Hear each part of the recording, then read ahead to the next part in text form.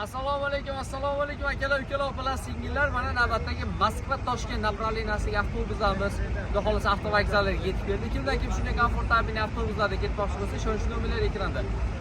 Bizda Toshkentdan tashqari reyslarimiz ham bor. Agarda sizlar Qirg'izistonlik tug'onlar bo'lsanglar yoki Qozog'istonlik ta'mirlarim bo'ladigan bo'lsalar, bemalol mana shu Toshkent направленияsi orqali o'zingizlar reyslarni amalga oshirsanglar bo'ladi. Bizda Aktubinskiy, Qizilo'rda, Shimkent shaharlariga ham shu Toshkent shahri orqali, Toshkent направленияsi orqali ketsanglar bo'laveradi.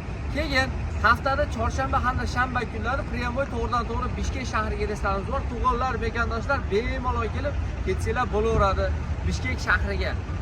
Agarda yo'q, men через Shimkent ham ketaveraman desanglar, kunda reysimiz bor Bishkek shahriga через Shimkent. Bemalol mekandoshlar telefonlarni qilib, joylarni band qilib ketsanglar bo'ladi. Har bir yo'lovchiga 55-60 kilogrammgacha yuklar положено. Bizda O'zbekiston nomeri, Rossiya hamda Qozog'iston nomerida avtobuslarimiz bor. Bez dokumentlar iloji boricha dokumentlarni yurishga harakat qilinglar, chunki yo'llarda dokumentlarga muammo bo'ladi, rasxod qilasizlar, deport o'tkazasizlar. Agar deport bo'lgan qog'ozlar bo'lsa, hech qanaqa rasxod yo'q. Yo'lda faqatgina qorniga, ya'ni yeb ichishga rasxod qilasizlar xolos. Avtobuslarimiz ideal holatda. Hozir sizlar bilan ichki holatlarni ko'rsatamiz. Mana avtobus holatlari.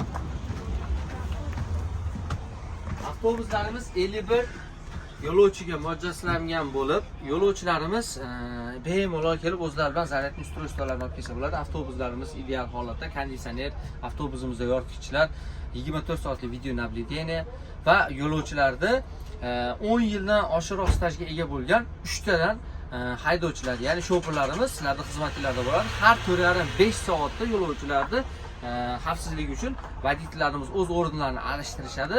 Yo'lda uxlab qolmasligi uchun, har xil holatlar bo'lmasligi uchun 2,5 sutkada soatda hisoblaydigan bo'lsak 68-70 soatda manzilga yetkazib qo'yishga harakat qilamiz. Avvalambor, xudo kimda kim shunday komfortabel avtobuslarga ketmoqchi bo'lsa, ishonch nomerlari ekranda turibdi. Tanlashda adashmaydi.